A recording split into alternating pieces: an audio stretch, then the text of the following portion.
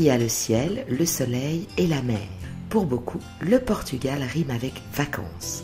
Mais pour les Français installés là-bas, le pays est le cadre de la vie de tous les jours, avec ses avantages et ses inconvénients. Experts et expatriés vous le racontent. Ça fait 10 ans que j'habite ici, c'est vraiment un plaisir. Par rapport à quand je travaillais en France, j'ai l'impression, je travaille plus de fait, et pourtant j'ai l'impression d'avoir plus de vie privée, plus de temps, parce que justement en dehors du travail, on peut sortir dans les rues, occuper les places, rester plus longtemps dans l'année dehors, et puis le week-end, en 20 minutes, aller à la mer, et on a l'impression un petit peu d'être en grandes vacances toute sa vie. On le voit, l'excellente qualité de vie au Portugal est à la hauteur de sa réputation. Avec 300 jours de soleil par an, des paysages magnifiques, un pays relié au sein de l'Europe, une capitale cosmopolite à taille humaine avec des infrastructures modernes. Tout participe à la douceur de vivre, loin du stress. C'est un tout en fait, hein. On peut pas. C'est un tout, c'est le vécu au quotidien, quoi. Il n'y a pas le stress qu'on peut avoir à Paris, parce que moi je parle encore de Paris, parce que je suis de Paris. Tout est plus facile. L'Algarve pour sa nature, Lisbonne pour sa culture. Le Portugal parle au cœur.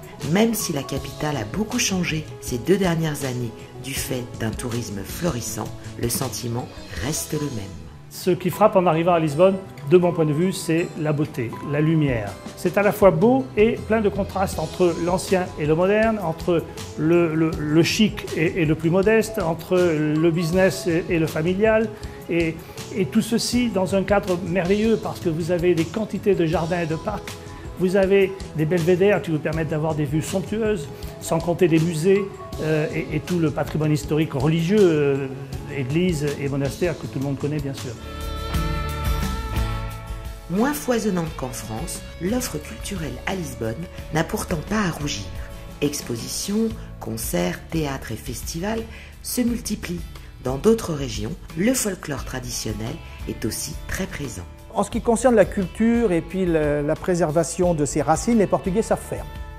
Dans le Nord, il y a énormément de groupes folkloriques et des fêtes, beaucoup de fêtes dans les villages, surtout en août. Et effectivement, l'activité culturelle au niveau du folklore et des chants est extrêmement développée. En Algarve, il y a beaucoup de fêtes brésiliennes dans les rues. Style brésilien, je ne vais pas dire brésilien, style brésilien dans les rues, sur le bord des plages, parce que le climat s'y prête beaucoup plus. Qui dit culture dit aussi nourriture. Là aussi, le Portugal est loin d'être en reste. La gastronomie classique simple au Portugal est top. Bons produits, recettes simples, portions généreuses, donc c'est très agréable. Ils ont de bons fromages, même s'ils ont moins de choix, mais ils ont de bons fromages. Ils ont de très bons vins, assez spécifiques, mais vraiment des choses très intéressantes et à des prix qui sont beaucoup plus raisonnables. Ils ont des fruits et des légumes formidables. Ils ont un poisson incroyable et ils ont un savoir-faire dans la cuisson du poisson qui est vraiment top. Pleine de couleurs, de chaleur, la qualité de vie au Portugal est aussi due à la gentillesse de la population locale, dont l'accueil est plébiscité. Un bémol cependant, l'intégration n'est pas si facile qu'elle en a l'air. Je crois que la bonne façon de s'intégrer dans un pays, c'est d'aller vers les gens qui habitent ce pays. Donc ici, c'est vrai que ce ne sont pas forcément les Portugais qui viendront vers les Français. Ils sont très accueillants, ils vont être souriants, ils vont vous renseigner quand il y a besoin d'informations. Malgré tout, après, pour rentrer vraiment dans des cercles d'amis, là, il faut vraiment faire des efforts. Il ne faut pas oublier que la culture portugaise reste très familiale et que les gens, finalement, sortent assez peu et restent en famille. Pour gagner l'affection des Portugais, rien de mieux que de s'intéresser à leurs coutumes. Cela nécessite aussi de passer par l'apprentissage de la langue, même si la population a bien des atouts de ce côté-là. Tous les Portugais de plus de 50 ans vous parleront extrêmement bien français parce qu'ils ont tous appris le français en première langue à l'école. Les moins de 50 ans feront l'effort de vous parler français parce qu'ils sont extrêmement doués pour les langues. Un autre aspect de la vie au Portugal, c'est la sécurité. 5e pays les plus sûrs du monde, l'élément est loin d'être négligeable par les temps qui courent. La sécurité, vraiment ici, globalement, n'est pas un thème. Lisbonne est une ville extraordinairement sûre, surtout par rapport à d'autres villes européennes.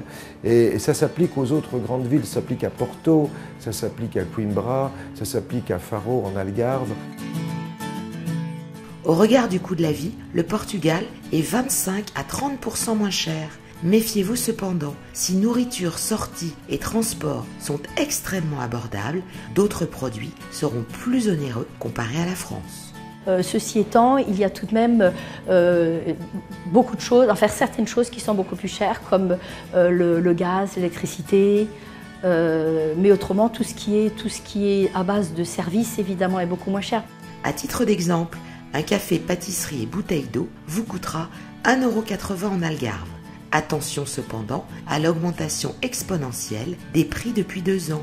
Enfin, côté rythme de vie, peu de différence par rapport à la France. Alors au Portugal, on aura peut-être tendance à commencer un tout petit peu plus tard qu'en France, mais on aura tendance aussi à finir bien plus tard. Donc on a des journées un peu plus longues. C'est vrai qu'on va déjeuner plus calmement, c'est-à-dire on ne va pas déjeuner en principe un sandwich en 10 minutes.